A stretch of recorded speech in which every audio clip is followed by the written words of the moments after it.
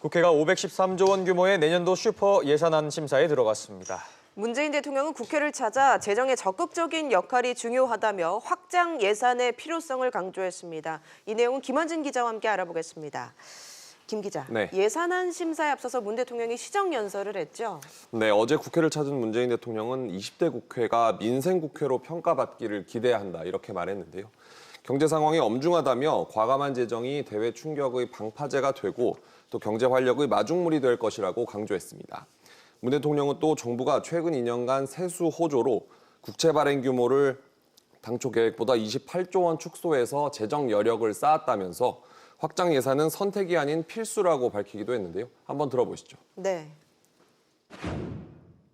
우리 경제가 대외 파고를 넘어 활력을 되찾고 국민들께서도 삶이 나아졌다고 체감할 때까지 재정의 역할은 계속되어야 합니다.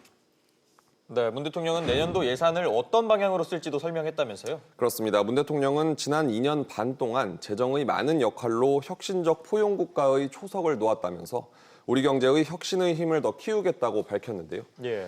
세계 경제 둔화에 따른 수출과 투자 부진에서 벗어나기 위해서 무역금융을 4조 원 이상 확대하고 또 기업 투자에 더 많은 세제 인센티브를 부여하겠다고 말했습니다. 그러면서 포용과 공정의 힘도 강조했는데요. 기초생활보장제도의 사각지대에 놓인 7만 9천 가구가 추가로 기초생활보장 혜택을 받고 또 고용보험을 받지 못하고 있는 구직자 20만 명에게 구직촉진수당과 취업지원 서비스를 지원하는 국민취업지원 제도를 시행하겠다고 밝혔습니다. 네, 경제 상황이 안 좋으니까 돈을 푸는 데 집중을 하겠다는 건데 네. 어디에 얼마나 쓴다는 계획인가요? 일단 내년도 예산안은 올해보다 9.3% 늘어난 513조 5천억 원인데요. 역대 처음으로 500조 원을 넘었습니다. 보건과 복지 그리고 노동 부문 예산은 전체 예산의 35%를 차지하면서 181조 6천억 원으로 올해보다 12.8% 늘었습니다.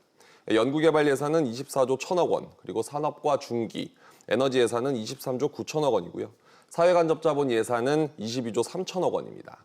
정부는 미중 무역 분쟁과 세계 경제 침체, 그리고 일본 수출 규제 등으로 경제 불확실성이 커진 만큼 민간 경제를 이끌기 위해서는 확장적 재정이 필수라는 입장입니다. 홍남기 경제부총리도 어제 국무회의에서 여러 대내외 여건과 상황에 비춰볼 때 확장적 기조로 재정 지출을 늘려서 선제 대응하는 것이 필요하다 이렇게 말하기도 했습니다. 네, 갈수록 세수는 줄고 쓸 곳은 많아지면서 급증하는 재정 부담에 대한 우려도 나오고 있다면서요? 그렇습니다. 내년 예산안은 총 지출이 513조 원이 넘는 반면 총 수입이 482조 원으로 지출이 수입보다 많은 적자 예산 편성입니다. 어제 대통령 시정연설 직후 국회 예산결산위원회가 내년 예산안에 대한 공청회를 열었는데요.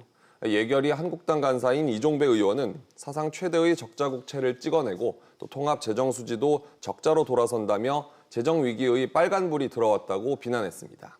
야당 의원들은 고령화와 저출산이 심해진 가운데 복지 재정만 늘어나면 국가 부채가 눈덩이처럼 불어날 것이라면서 내년 4월 총선을 앞두고 표를 사려는 이른바 선심성 예산이라고 날을 세우기도 했습니다.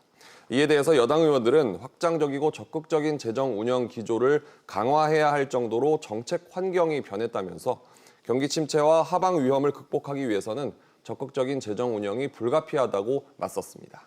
알겠습니다. 김 기자 얘기 잘 들었습니다.